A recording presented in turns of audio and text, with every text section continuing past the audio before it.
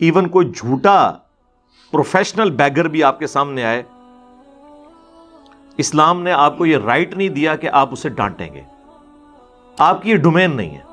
آپ زیادہ سے زیادہ یہ کر سکتے ہیں کہ تھانے میں رپورٹ کریں کہ یہ پروفیشنل بیگرز فلاں جگہ بیٹھے ہوئے ہیں، لوگوں کو تنگ کر رہے ہیں، بس اس سے زیادہ نہیں ہے. قرآن میں واضح ہے سورہ بنی اسرائیل کے اندر کہ اگر تم اپنی تنگ دستی کی وجہ سے کسی کو کچھ دے نہیں سکتے تو اسے ڈانٹو بھی نہ، اور نہ ہم یہ کہتے ہیں کہ آپ کو پتہ چل جائے اس کے باوجود بھی آپ جان چھڑانے کے لیے کچھ اسے دے دیں. آپ نے دینا ہے تو آپ اسے دعا دیں، دعا سے زیادہ کوئی قیمت. آپ دیکھ لیں ہم پوری دنیا سے دعائیں ہی لے رہے ہیں، پیسے تو نہیں لے رہے، اور لوگ کہتے ہیں نہیں خالی دعا، جی بس خالی دعا. ان سے پوچھیں کہ دعا سے بڑی کوئی نعمت ہو سکتی ہے؟ یہ دعائیں ہی تو ہیں کہ صدیوں کی امپائرز ایک پلیٹ فارم نے گرا دی ہیں.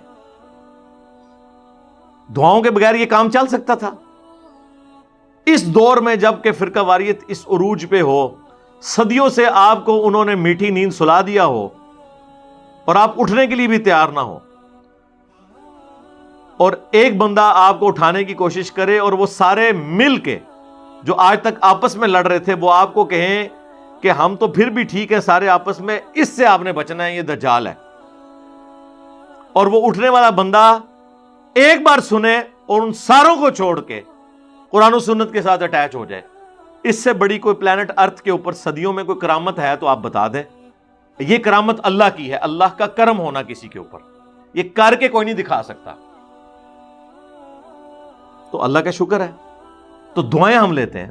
فقیر آپ کے پاس آئے، ہماری تو یہ عادت ہے، ہمیں تو پتا ہے کہ جیلم میں اس وقت ہزاروں کی تعداد کے اندر بیگرز موجود ہیں، سارے پروفیشنل ہیں، کیونکہ سارے ایک ہی رنگ و نسل کے ہیں. وہ جنوبی پنجاب سے آ کے بستیوں میں آباد ہوئے ہیں، جھونپڑیوں کے اندر. ان کا کام یہ ہے کہ بس وہ اپنی نسل میں اضافہ کرتے ہیں. جیسے ہی بچے چلنے پھرنے کے قابل ہوتے ہیں ان کو ساتھ لیتے ہیں اور ان کو بھیک مانگنے کے اوپر لگا دیتے ہیں. اب چھوٹا سا بچہ یا بچی آپ سے بھیک مانگنے آئے، ویسے ہی دل پسیج جاتا ہے، لیکن ہمیں تو پتا ہوتا ہے کہ یہ پیچھے ان کا بڑا کھڑا ہوا ہے. اور دل ان کے اتنے کیڑی جتنے ہیں کہ کوئی جینون بیگر بھی وہاں پہ آ جائے اسے مار کے بھگا دیتے ہیں. اگر یہ ہمدردی رکھتے ہوں اور خود بھی وہی زندگی گزار رہے ہوں تو انہیں بھی موقع دیں کہ یار چلو اگر 2000 دیہاڑی ہم نے کمائی ہے تو 500 یہ بھی لے جائے. کبھی اجازت نہیں دیں گے. باقاعدہ انہوں نے جگہ ملی ہوئی ہے. یہ ہماری اکیڈمی کے باہر بھی آپ کو صبح کے وقت آپ گزرے، ابھی بھی شاید بیٹھی ہوگی یہ ایک عورت، باقاعدہ اسے صبح ایک بندہ ڈراپ کر کے جاتا ہے، شام کو اس کو ریٹریو لیتا ہے. یہ میرا خیال ہے یہ آپ سمجھ لیں یہ آلموسٹ سمجھ لیں اسلام آباد میں بیٹھی ہوئی ہے جتنی اس کی کمائی ہے، کیونکہ ادھر سے جتنے لوگ جاتے ہیں انہوں نے پھر جی ٹی روڈ پہ ہی چڑھنا ہوتا ہے نا، تو وہ سفر پہ ہی جا رہے ہوتے ہیں. وہ جاتے ہوئے وہ پھر اس نے ایکٹنگ بھی ایسی کی ہوئی ہے، وہ چادر لی ہوئی ہے وائٹ کلر کی. لوگ کہتے ہیں چلو یار سفر پہ جا رہے ہیں دعائیں لیتے جائیں. ٹھیک ہے. میں تو ایک دو بار اسکول پہ بچوں کو چھوڑنے، کیونکہ یہ کانوینٹ اسکول ادھر پاس میں جی ٹی روڈ کے اوپر ہی ہے، تو میں ایک دو بار گزروں، میں اس کے پاس کھڑے ہو کے میں نے اس کو کہا اللہ سے ڈر، شرم کر. آگے سے جواب نہیں دیا اس نے. ہمیں تو پتہ ہے پروفیشنل لوگ ہیں یہ. تو ایسے لوگوں کو آپ ڈسکریج کریں، بالکل کچھ نہ دیں.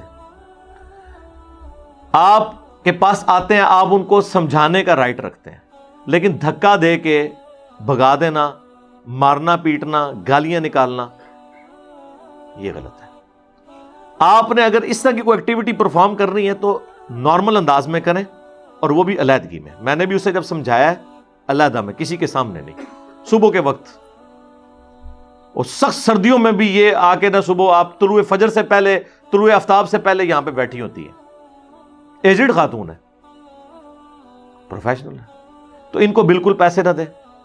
اور میں آپ کو بتاؤں کوئی لاکھوں میں ایک ہوتا ہے غریب آدمی جو ہاتھ پھیلاتا ہے کسی کے آگے اس طرح.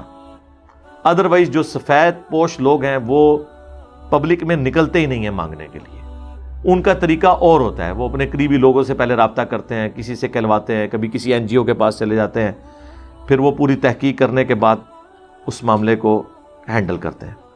یہ لوگ یہ کام نہیں کرتے، کیونکہ ان کا سورس آف انکم ہی یہی ہے, یہ لوگ محنت نہیں کرتے. آج کل اب نیا ایک طریقہ انہوں نے اڈاپٹ کیا ہے. شام کے وقت جب لوگ محنت مزدوری کر کے آفیسز سے گھر جا رہے ہوتے ہیں, ایک انہوں نے عورت ساتھ اپنے رکھی ہوگی, بیوی, اس نے ایک بچہ اٹھایا ہوگا, مرد نے جو ہے نا ایک کدال اور ایک بیلچا اٹھایا ہوگا. آپ کو روکیں گے اور بتائیں گے کہ جناب آج دیہاڑی نہیں لگی. اگر آپ میں تھوڑی سی عقل ہوئی اور آپ نے ان کے بیلچے کی طرف دیکھا تو وہ اس طرح چمک رہا ہوگا جس طرح ابھی تیل اس کے اوپر مل کے لے کے آیا. وہ بیلچا کبھی بھی زندگی میں استعمال ہی نہیں ہوا ہوگا, وہ انہوں نے بازار سے خریدا ہوا ہوتا ہے, اور اس کا کام اتنا ہی ہوتا ہے کہ وہ شام کو آپ کو دکھانا ہوتا ہے. ورنہ کبھی زندگی میں وہ چلا ہو تو وہ بیلچا بتائے گا. آندہ آپ نے یہ بیلچے والے دیکھنے ہیں تو آپ یہ چیز آبزرو کرنی ہے کہ وہ بیلچے بالکل نئے ہوتے ہیں. وہ جو کدال بھی اٹھائے ہوتے ہیں نا انہوں نے, وہ بالکل نئے ہوتے ہیں, وہ اسی کام کے لیے استعمال ہوتے ہیں. اس کا مطلب ہے کہ ان کی دیہاڑی کبھی بھی نہیں لگی ہوتی, اور اس بنیاد پہ ان کی دیہاڑیاں روزانہ لگتی ہیں. یہ طریقہ واردات ہے ان کا.